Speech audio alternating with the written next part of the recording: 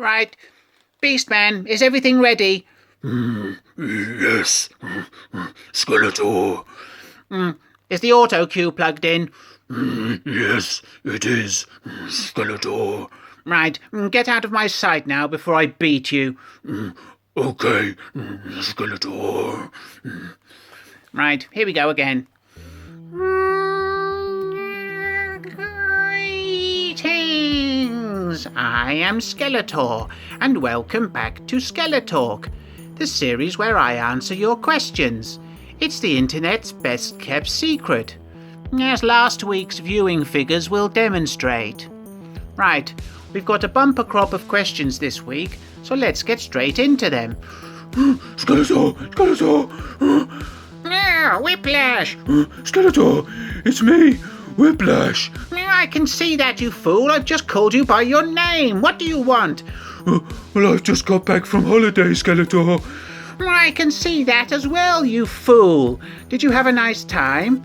Yes, I had a lovely time in Croatia.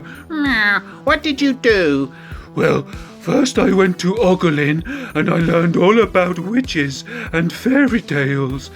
Yes, and then what? And then I went to Plitvice National Park and I looked at all the waterfalls and... Whiplash? Yes, Skeletor? I'm really not interested. I don't know why I asked you in the first place. Okay, Skeletor. Thank you, Skeletor. Whiplash? Yes, Skeletor?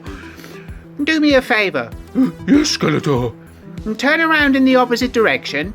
Okay, Skeletor. Now what, Skeletor? And now, keep walking until you bump into something, preferably very far away. Okay, Skeletor. Here I go. Right. Sorry about that, everybody. Right, let's get into this. Des T has 3 questions this week.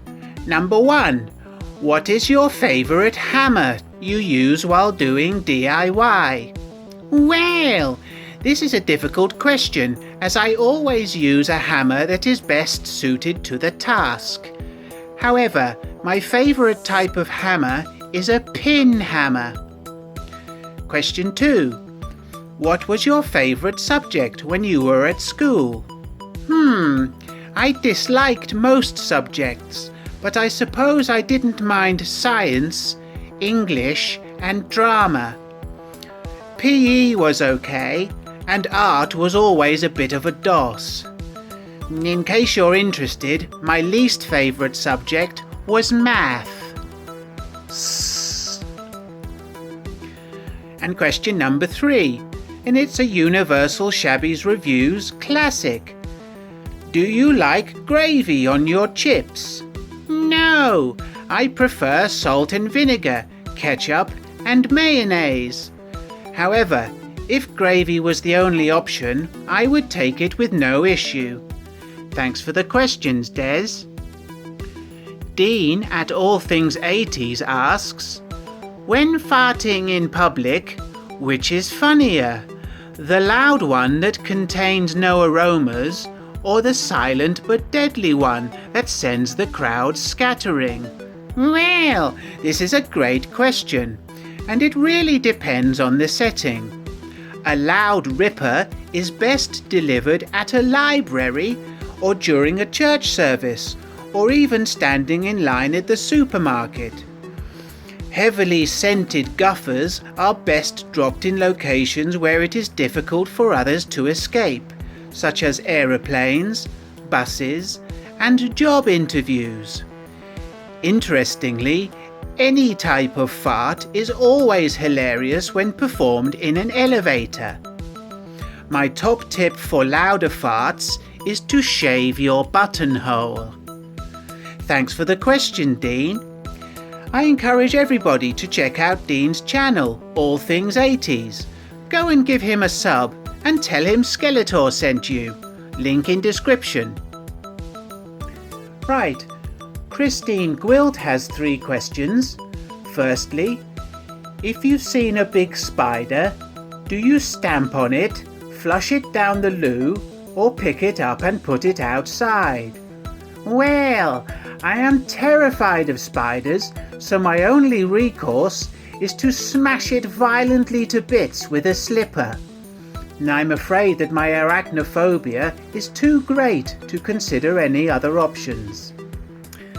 Christine's second question is, do you have any hair?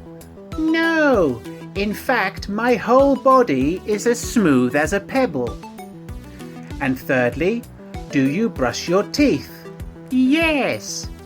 Thanks for those, Christine. Gerard O'Connor has a couple of questions. Number 1. Are there any YouTube channels not concerning toys that you enjoy? Yes. I watch all sorts of things on YouTube. Recently, I have been watching lots of real-life police interrogations, but I also like videos about animals and compilations of people hurting themselves by accident. I also watch or listen to podcasts. My favourite podcast at the moment is Fans of Power. I'll leave a link in the description. Gerard's second question is, are you in any way envious or jealous of Robot He-Man's eyeballs? No! I am perfectly happy to have no eyeballs, as nobody can tell in which direction I am looking. For example, if I face this way, you may think I am no longer looking at you. However, I am, Gerard. I am looking at you. I do have a pair of eyeballs which I use for special occasions. I will get them and show you.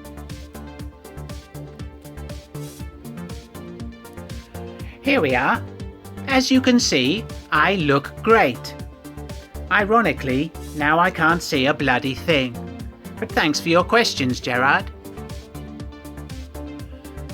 Stephen Gray has 3 questions for me this week. Number 1. Which Doctor Who villain would pose the greatest threat to you if they were to invade Eternia? Well, I'm afraid I can't really answer this question, as the only ones I'm aware of are the Daleks and the Cybermen, neither of which would cause me any concern. Sorry, I'm not familiar with Doctor Who.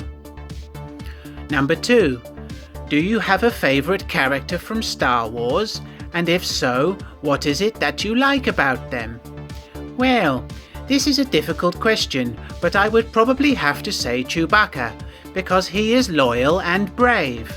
I also like that he is hairy and says "Arr" a lot. My second favourite character is the Stormtrooper, who bangs his head on the door like a clumsy twat. Stephen's last question is, have you heard of Bostrom's simulation theory, and can you shed any light as to whether or not there is any truth to this? Yes, I am familiar with this theory.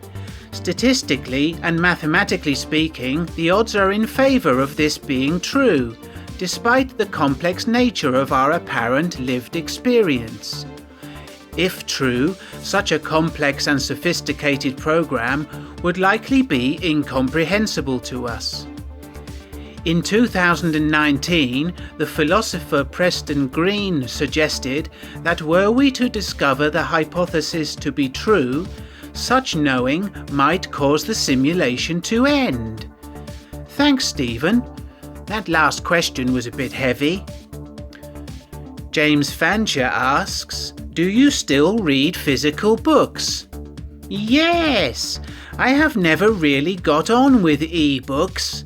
There is something enjoyable about holding a physical copy of a book, and the sight of a full bookshelf is quite gratifying. Thanks for the question, James. Lord Malvada has 5 questions for me again. Number 1. Do you have a passport? If so, do you have any distinguishing features? No, I do not have a passport. I always travel by magic portals. I do, however, have some distinguishing features. Firstly, I have a birthmark on my arse that looks like a fox chewing a wheelbarrow. Secondly, I am blue and have a disembodied skull for a fucking head. Question 2.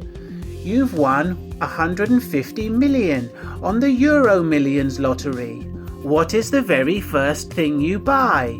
Well, obviously a hovercraft. What a silly question. Number 3. How many marshmallows can you fit in your mouth? Well, I don't have any cheeks, so probably about 11. Question 4. Have you ever thought of turning Snake Mountain into a theme park? If so, what would you call it? Well, I hadn't thought of it until now, so thanks for the idea. I think I would call it Serpent Mountain. And finally, what is the smallest animal you could let loose in your house that could cause the most carnage? Well, that would be an albatross. Having said that, a squirrel can wreak havoc in a kitchen. Thanks, Lord Malvada, and thanks everybody. If you liked the video, please give it a thumbs up and share it with your minions. Please do subscribe to the channel if you haven't done so already. And do leave any questions for me for next week in the comments below. Right, I'm off to eat chips and watch the Money Pit. See you later. Bye!